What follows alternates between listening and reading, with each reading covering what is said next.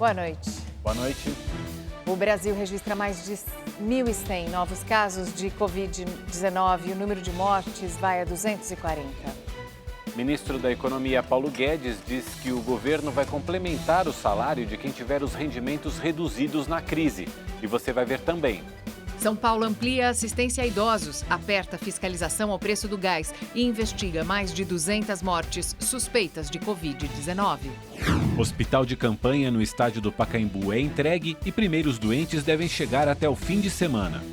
Com as aulas suspensas, os alunos da rede estadual do Rio de Janeiro terão aulas pela internet.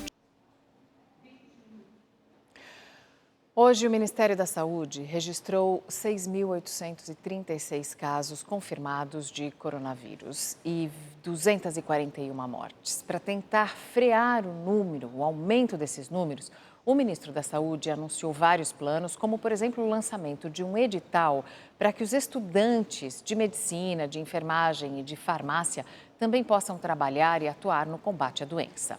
Uma outra medida é o uso de mão de obra voluntária de médicos e enfermeiros. Segundo o Mandetta, já são cerca de 3.000 profissionais cadastrados. O Ministério também disse que hoje teve início a distribuição dos 500 mil testes rápidos para diagnósticos da Covid-19 no país. Esses testes vão atender primeiro os profissionais que atuam nos serviços de saúde, além dos agentes de segurança, como policiais, bombeiros, guardas civis, que tenham sintomas da síndrome gripal. Esse é o primeiro lote de um total de 5 milhões de kits de testes rápidos que foram adquiridos e doados ao Ministério da Saúde. O presidente Jair Bolsonaro prometeu sancionar ainda hoje o projeto de lei que concede um auxílio de R$ 600 para os trabalhadores informais de baixa renda. O governo também anunciou 51 bilhões de reais para complementar o salário de quem tiver a jornada de trabalho reduzida durante a pandemia do coronavírus. Os anúncios do dia começaram com um relato de uma ligação feita por Jair Bolsonaro ao presidente dos Estados Unidos, Donald Trump. Agora há pouco terminei um telefonema com o senhor presidente dos Estados Unidos, Donald Trump, onde trocamos informações sobre esse problema que é mundial. Obviamente, estamos juntos na busca de o melhor para os nossos países. Em seguida, Bolsonaro anunciou medidas econômicas de combate à pandemia da Covid-19. De hoje para amanhã também, 3 medidas provisórias. A primeira é a trabalhista, que visa a manutenção de empregos. Uma previsão de 58 bilhões de reais de gasto. Outra MP de crédito para manutenção de empregos. Também na ordem de 34 bilhões de reais. É que as fontes são diferentes. E o último MP, apoio para estados e municípios. A Fundo de Participação de Município e Fundo de Participação de Estado. É um socorro emergencial que estão previstos por parte da União 16 bilhões de reais. O ministro da Economia, Paulo Guedes, explicou que além dos 40 bilhões de reais em empréstimos que serão disponibilizados para empresas pequenas e médias quitarem a folha de pagamento, outros 51 bilhões serão utilizados pelo governo para completar os salários dos trabalhadores que tiveram a jornada reduzida. Se a empresa está com dificuldade e quiser reduzir 20%, 25%, 30% do salário, o governo vai lá e paga os 20%, 25%, 30% do salário. Ou seja, nós estamos pagando as empresas para manterem os empregos, que foi a promessa do presidente. Lutar pela preservação dos empregos. Preservação de vida, preservação da saúde e preservação dos empregos dos brasileiros. Então, a empresa que resolver manter emprego, na hora que ela mantém o emprego, nós não só complementamos o salário, como nós damos o crédito para a folha de pagamento. E o dinheiro vai na veia para o trabalhador. O ministro também destacou os recursos que serão disponibilizados aos estados. Está mandando 16 bilhões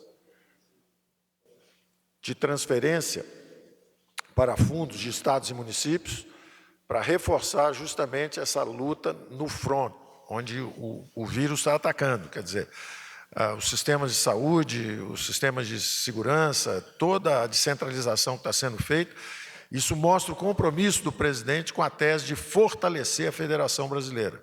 Ainda nesta quarta-feira, o presidente Jair Bolsonaro prometeu sancionar o auxílio de R$ 600 por 3 meses a trabalhadores informais de baixa renda. Até 2 pessoas por família poderão receber o auxílio. E as mulheres que chefiam família receberão R$ 1.200. O Congresso concluiu a aprovação do benefício na segunda-feira. Desde então, Bolsonaro e a equipe econômica sofriam pressão para liberar os recursos. 54 milhões de pessoas serão atingidas, a um custo de aproximadamente 98 bilhões de reais para o Tesouro. E uma medida provisória assinada pelo presidente Jair Bolsonaro desobriga as escolas e universidades a cumprirem a quantidade mínima de dias letivos. No entanto, a carga horária mínima será exigida. A MP vale apenas para este ano por causa da suspensão das aulas devido ao coronavírus. E o Senado aprovou um projeto de lei que estende o pagamento do auxílio de R$ 600 para as mães adolescentes, menores de 18 anos e os pais que cuidam sozinhos dos filhos. Também foram incluídos trabalhadores intermitentes inativos e outras profissões, como entregadores, motoristas de aplicativos, domésticas, caminhoneiros, manicures e feirantes. Prevê ainda um auxílio de até 3 salários mínimos pagos pelo governo para que as empresas mantenham os salários de funcionários. Em contrapartida, os trabalhadores não podem ser demitidos pelo período de 1 ano. O texto segue para votação na Câmara dos Deputados. Em entrevista coletiva, o governador de São Paulo, João Dória, anunciou reforço no atendimento aos idosos por meio do programa Viva Leite. E o presidente do Procon fez um alerta contra os preços abusivos na venda dos botijões de gás. 21 mil idosos auxiliados por projetos do governo estadual vão receber 15 litros de leite com suplemento proteico. A ação vem de uma parceria com a iniciativa privada. A distribuição será mantida por 60 dias, de 6 de abril a 6 de junho. Vamos atender também as pessoas com mais de 60 anos que estão em abrigos e que têm necessidade de acolhimento, de assistência e de atendimento especial. Após constantes reclamações contra os preços cobrados por botijões de gás, o presidente do Procon participou da coletiva. Ele esclareceu que o valor máximo que poderá ser cobrado por botijões com 13 quilos é de R$ 70.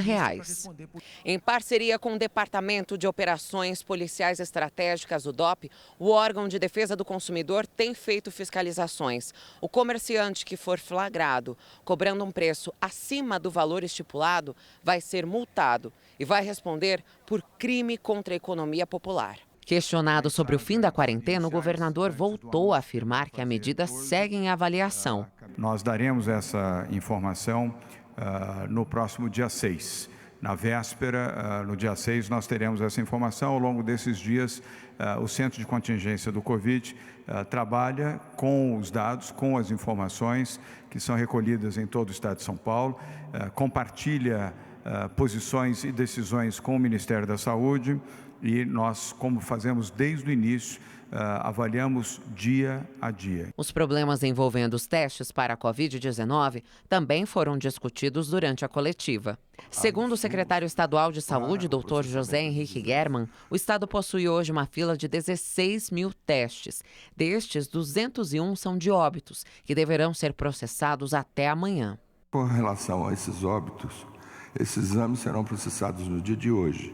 Amanhã eles estarão já determinados. Nós tivemos nas 2 últimas semanas uma questão, um problema relacionado a insumos para o processamento dos exames.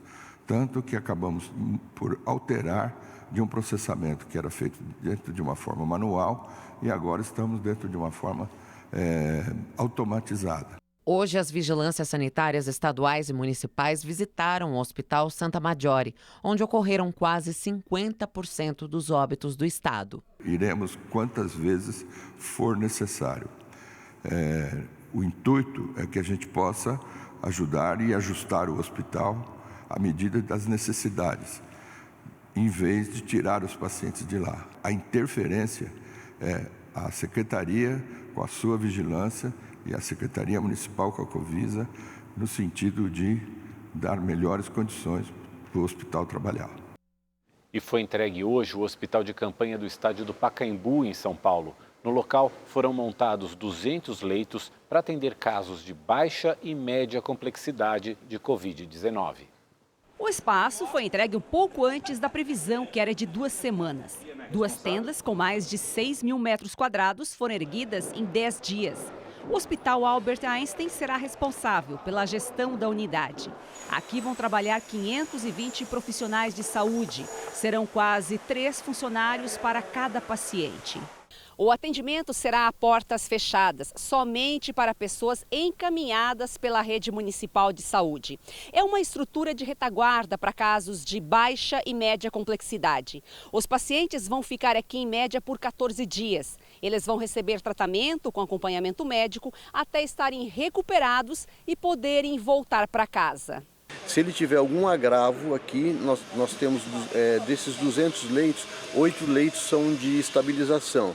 Se o paciente, por exemplo, tiver um desconforto respiratório grave, entrar numa síndrome de angústia respiratória, ele será entubado e daqui ele será transferido para uma UTI hospitalar. Os primeiros pacientes devem chegar até o fim de semana. Enquanto isso, os profissionais estão trabalhando para abastecer os estoques com remédios e equipamentos. Os leitos do Hospital de Campanha do Pacaembu irão se somar a outros 1.800 que estão em construção no Centro de Convenções do Anhembi. Todos deverão estar funcionando até o dia 6 de abril. No Rio de Janeiro, o Hospital de Campanha, que está sendo construído no Rio Centro, na zona oeste da cidade, já está com quase 70% das obras concluídas. O local vai poder abrigar 500 leitos para pacientes com o novo coronavírus. 100 desses leitos serão de unidades de terapia intensiva. A previsão é de que a unidade seja entregue já até o fim da próxima semana e vai começar a funcionar quando o Hospital Municipal Ronaldo Gazola, que é a referência do município do Rio para os casos de Covid-19, quando aquele hospital atingir 70% da sua capacidade na UTI. A capital do Rio de Janeiro concentra a maior parte dos casos no estado. Dos 832 confirmados, 697 estão no município do Rio. Veja agora o comentário de Boris Casoy. Boa noite.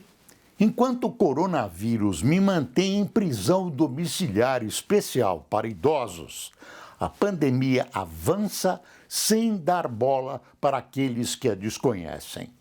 E há na sociedade brasileira uma novidade, o despertar de um enorme sentimento de solidariedade com doações de empresas e pessoas.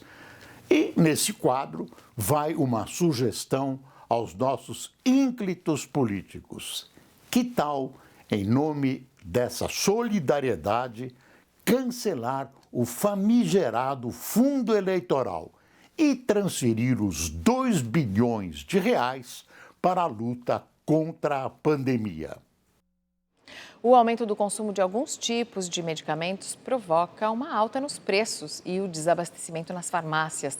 Em Belo Horizonte, os antigripais e os suplementos vitamínicos para melhorar a imunidade estão em falta há mais de uma semana. Os primeiros produtos que se esgotaram foram os chamados EPIs, equipamentos de proteção individual, principalmente máscaras e luvas. Mesma situação do álcool em gel, que quando encontrado está com o preço lá em cima.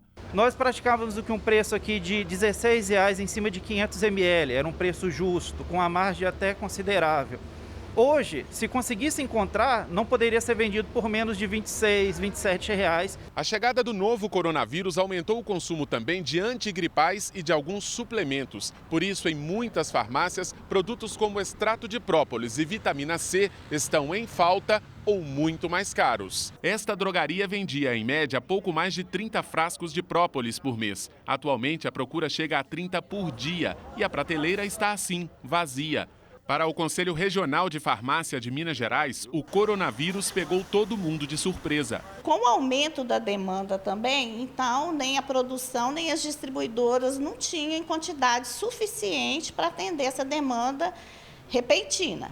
Eduardo é dono de 2 farmácias na região metropolitana de Belo Horizonte e está preocupado. Segundo ele, os pedidos aos fornecedores, que eram entregues em até 24 horas, agora levam quase 3 dias para chegar. Nunca vi uma fase, uma crise como essa, um desabastecimento como esse no nosso mercado farmacêutico. No caso dos suplementos que aumentam a imunidade do organismo, mesmo com os reajustes considerados abusivos, o consumidor dificilmente encontra os produtos. Vem com essa intenção, disposto a pagar até mais caro, mesmo sabendo que está sendo lesado de certa forma, não pela gente, porque vem da indústria mais caro, mas não acho.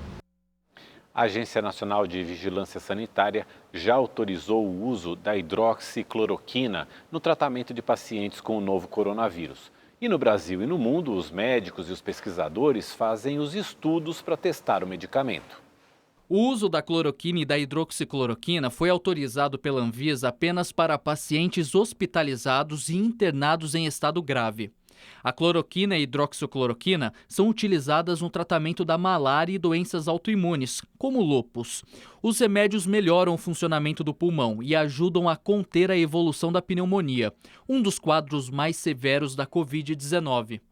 Segundo o virologista Paolo Zanotto, da Universidade de São Paulo e doutor por Oxford, os estudos mostraram que a carga viral da Covid-19 diminuiu de 5 a 7 dias com o uso do medicamento. Hidroxicloroquina, ela atrapalha a entrada do vírus na célula, dificulta a entrada, a célula não consegue absorver o vírus para dentro dela. E quando consegue fazer isso, o sistema de produção de proteínas da célula está afetado. Então, minimiza a produção das proteínas que o vírus precisa fazer para poder replicar. Pelo mundo, médicos e pesquisadores de 50 países já iniciaram os estudos que vão avaliar remédios utilizados em outras doenças para curar o novo coronavírus. Entre os testados está a hidroxicloroquina. O Brasil também vai participar da pesquisa da Organização Mundial da Saúde. Mais de 1.000 pacientes de vários hospitais espalhados pelo país serão submetidos ao tratamento. A coordenação da pesquisa será do Instituto Nacional de Infectologia Evandro Chagas, no Rio de Janeiro. Os resultados serão submetidos à avaliação de uma equipe independente da OMS. Os estudos em andamento têm tido resultados incríveis, né? A gente teve estudos que já foram publicados desde fevereiro desse ano, em particular de pesquisadores na China. São extremamente encorajadores esses resultados e mostram que a gente tem que levar muito a sério o uso dessas moléculas que já são bem entendidas. A hidroxicloroquina é usada há 70 anos em pessoas, né? E agora vamos ao quadro É Política com a Amanda Klein. Boa noite, Amanda. Boa noite, Mauro, Mariana. O recuo no pronunciamento do presidente Bolsonaro ontem ao dizer que o coronavírus é o maior desafio de uma geração e pregar a união entre prefeitos, governadores e parlamentares foi bem recebido no Congresso. Havia um temor de que ele voltasse a defender o fim do isolamento social. Ao ajustar seu discurso, o presidente tenta tomar as rédeas da situação e não ficar a reboque da crise. Não foi à toa que ele anunciou hoje o envio das medidas provisórias de proteção ao emprego e destinação de recursos para estados e municípios. Sabia que se não liderasse a iniciativa, seria atropelado mais uma vez pelo Congresso, que aprovou, por exemplo, aquele projeto de lei para os trabalhadores informais e ainda ampliou o repasse do benefício de R$200 para R$600. Aliás, o atraso em sancionar esse projeto virou uma espécie de símbolo da inércia do Poder Executivo. Há muitas críticas, tanto na Câmara como no meio empresarial, em relação a essa demora para mandar as medidas econômicas. E quando chegarem à Câmara, essas medidas podem sofrer alterações por parte dos deputados. Há vários projetos paralelos propostos. Um deles, inclusive, mantém o fundo de participação dos estados e municípios no mesmo valor de um ano atrás. Ou seja, mesmo se houver queda de receita, de arrecadação, não pode haver diminuição nesse repasse. Há algum tempo, Executivo e Legislativo andam se estranhando. Como a gente sabe que poder não admite vácuo, vários personagens, atores políticos têm tentado assumir o protagonismo e ganhar a narrativa da crise. Inclusive prefeitos e governadores. Espero que isso não cobre, essa disputa política não cobre um preço alto demais. E os 757 tripulantes de um navio atracado no Porto de Santos, no litoral de São Paulo, continuam em quarentena. Somente aqueles que precisam de atendimento médico estão autorizados a deixar a embarcação, que já está em isolamento há 13 dias. A medida foi tomada depois que passageiros e funcionários desembarcaram com sintomas da Covid-19. O Costa Fascinosa deixou a cidade no último dia 14 e voltou 3 dias depois de percorrer o litoral das regiões sul e sudeste do Brasil. No Recife, a Vigilância Ambiental começou a usar um produto biodegradável para esterilizar os hospitais e outros ambientes. A Caroline Fernandes tem as informações. Para aumentar a proteção contra o novo coronavírus nas unidades de pronto atendimento, a Gerência de Vigilância Ambiental do Recife passou a utilizar mais um produto para esterilizar os ambientes. Diariamente, agentes equipados com atomizadores vaporizam cloreto de benzalcônio, um exterminador de vírus muito utilizado na criação de aves. Essa substância é biodegradável e age nas superfícies por até 24 horas. A Gerência de Vigilância Ambiental informou que a Prefeitura adquiriu 50 litros dessa substância, o suficiente para sanitizar cerca de 150 unidades de saúde nos próximos 30 dias. Outros equipamentos públicos da cidade, como terminais de ônibus e mercados, também devem passar por esse procedimento. Seguro, biodegradável, que tem ação a partir de 5 minutos, ele já começa a ter uma ação e permanece por 24 horas. Então nós escolhemos locais onde tem uma grande circulação de pessoas e onde tem essa possibilidade das pessoas estarem tendo contato com os corrimões, com as maçanetas das portas. O Sistema Público de Saúde do Recife está equipado com 371 leitos hospitalares para abrigar os pacientes com o Covid-19. Os alunos da Rede Estadual de Ensino do Rio de Janeiro, que estão com as aulas suspensas por causa do coronavírus, vão poder estudar a partir da semana que vem por meio de uma plataforma online. Nicolas é estudante do ensino médio. A partir da próxima semana, ele passará a fazer as atividades em uma plataforma digital. Eu achei bem legal, porque não vai atrasar muito os nossos estudos e tal.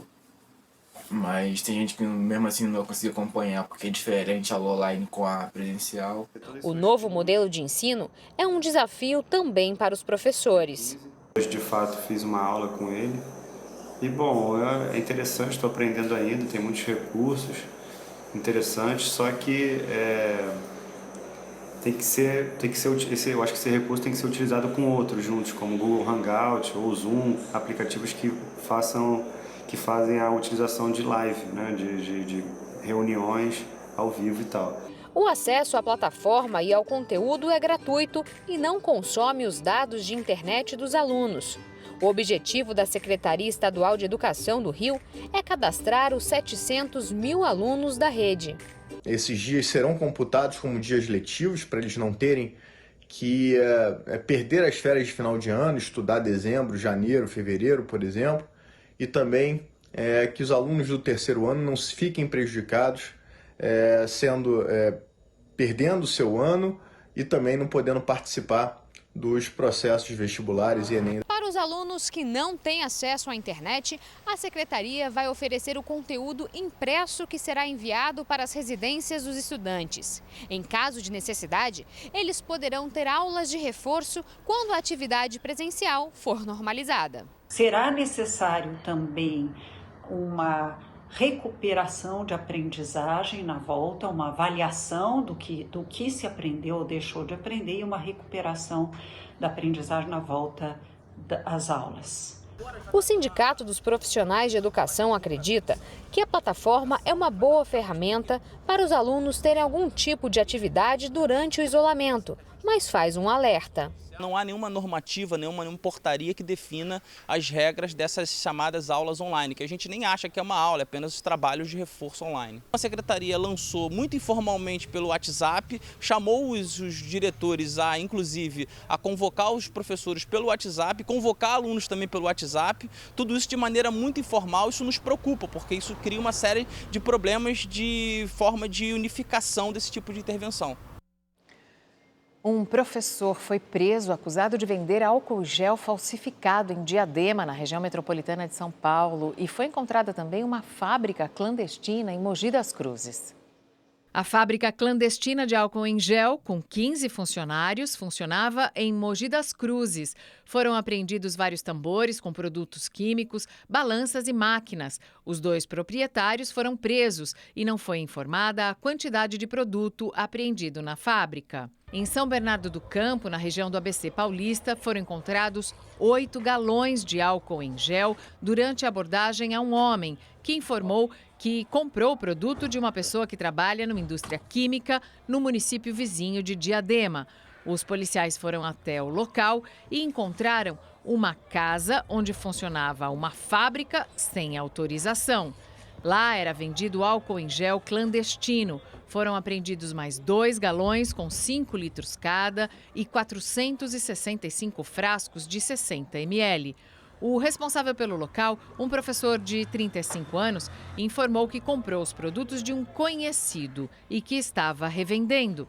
Ele foi preso em flagrante. E a Receita Federal anunciou a prorrogação do prazo final para a entrega da declaração do imposto de renda, que estava previsto inicialmente para o final deste mês. Agora, o contribuinte terá até o dia 30 de junho para prestar as contas com o fisco. A Receita ainda estuda se irá alterar também o início do pagamento das restituições. A Justiça de Minas Gerais autorizou o governo do estado a sacar 500 milhões de reais dos valores que estão bloqueados da conta da mineradora Vale. Esse dinheiro deverá ser usado para o controle do novo coronavírus e também no tratamento dos pacientes infectados pela doença. A quantia a ser liberada faz parte dos processos que apuram os danos causados pelo rompimento da barragem de Brumadinho no ano passado e que matou pelo menos 259 pessoas. O Tribunal de Justiça informou ainda que no dia 19 de março deste ano, um outro acordo feito entre o governo mineiro e a Vale autorizou a destinação de 5 milhões de reais para o Hospital Eduardo de Menezes, que é referência no tratamento de doenças infecto-contagiosas. Hoje, foi confirmada a 3ª morte por coronavírus em Minas e outras 45 estão sendo investigadas.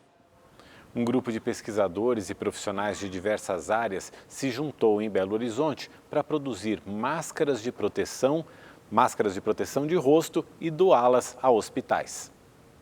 As máscaras são produzidas neste laboratório de inovação tecnológica na zona sul da capital mineira. Mais de 120 voluntários e instituições estão envolvidos no projeto.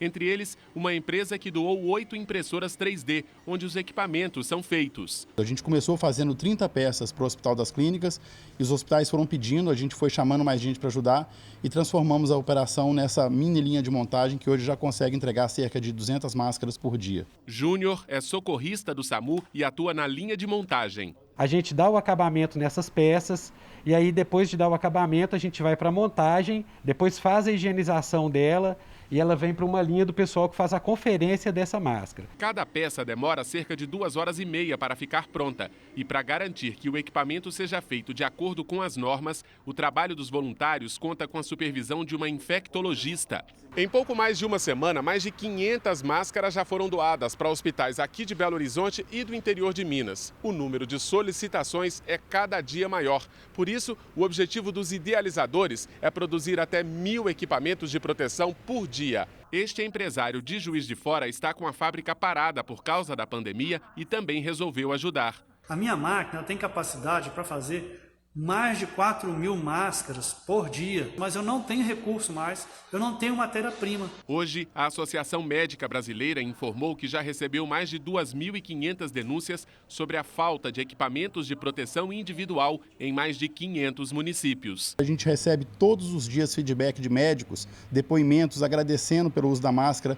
A gente sabe o nível de ansiedade que eles têm porque eles estão muito expostos e estar com a máscara dá uma segurança adicional para eles. Os idosos que têm um sistema imunológico mais fraco são os mais vulneráveis para a doença da Covid-19. Por isso, as casas de repouso estão dobrando os cuidados com essas pessoas. A dona Maria do Carmo tem 93 anos e um problema crônico no pulmão que bloqueia o fluxo de ar e dificulta a respiração. A doença exige cuidados especiais. Em tempo de coronavírus, o filho dela, que é músico, deixou de lado o trabalho para ajudar nos cuidados com a mãe. Eu não estou saindo também para trabalhar, para fazer o meu trabalho musical. Então abdiquei disso também porque posso, como é um lugar, um espaço que reúne muitas pessoas, então a gente está suscetível a trazer alguma coisa para ela. E no caso, para minha mãe idosa, seria quase que fatal, né? Nesta casa de repouso em Pinheiros, na zona oeste de São Paulo, a maioria dos idosos tem 80, 90 anos ou mais. Os cuidados por aqui começam já na entrada. Na recepção, temos que lavar as mãos e desinfetá-las com álcool gel. Ainda tem mais Tem o avental descartável. Uma providência aqui, que é o avental descartável.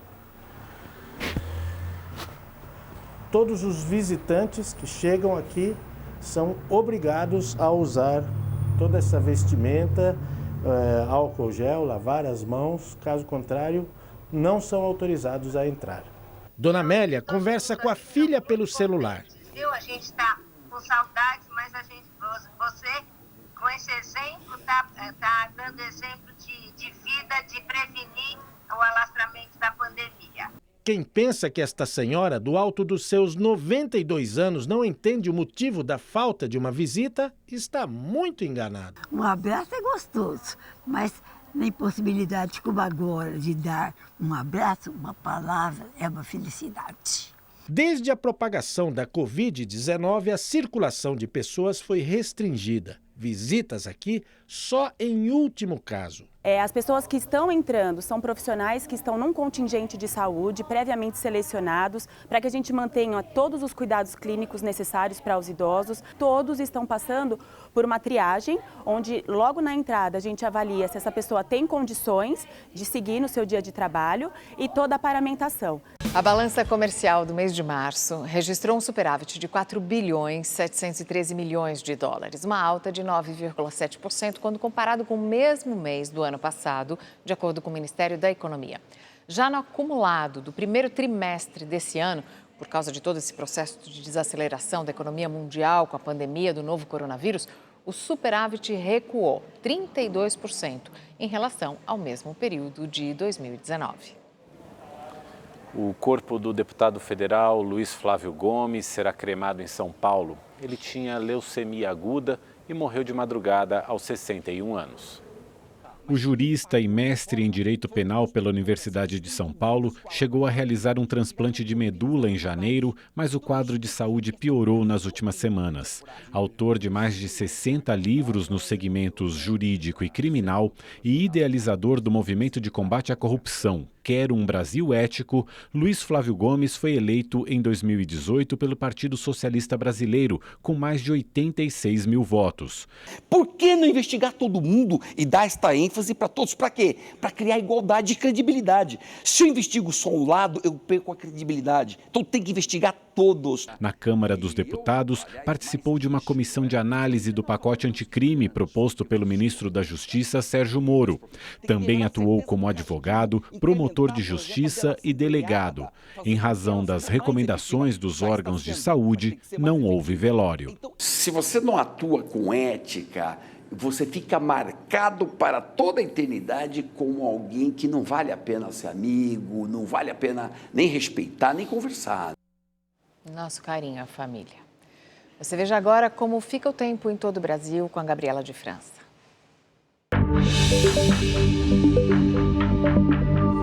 Olá, boa noite para todo mundo. A gente começa falando da mudança de tempo no sul do Brasil.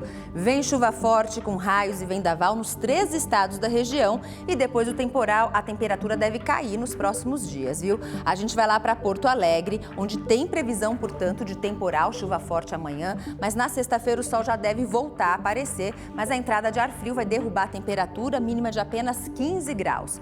Os temporais continuam sobre a faixa norte do Brasil, tempo ainda bastante carregado sobre a região. No Nordeste, o tempo até abre mais amanhã, mas a chuva forte, mais intensa, persiste entre Maranhão e Ceará. Tempo instável e chuvoso entre Natal e Recife. Já em Salvador, o sol volta a brilhar amanhã com força e faz 31 graus. No Sudeste do Brasil, as nuvens de chuva começam a se aproximar da região. Chove forte apenas no finalzinho do dia nessa área em destaque, aqui que pega sul de Minas, Espírito Santo, norte do Rio de Janeiro. O sol predomina sobre boa parte da região, portanto a gente vai ter uma quinta-feira aí de muito sol e calor por enquanto, tá? Em São Paulo e no Rio de Janeiro, a chance de chuva nessas capitais é muito pequena. Já em Belo Horizonte, depois de uma tarde ensolarada e calor de 29 graus, as pancadas de chuva chegam aí a partir da tarde. Mesma coisa em Campo Grande, onde a máxima é de 34 graus, e em Cuiabá, com calorão de 38 graus. Eu fico por aqui, uma ótima noite para você. Até amanhã. Tchau, tchau. Perdeu algum momento do Rede TV News ou quer assistir novamente? Se inscreve no canal da Rede TV no YouTube. Uma boa noite. Boa noite, obrigado pela companhia e até amanhã.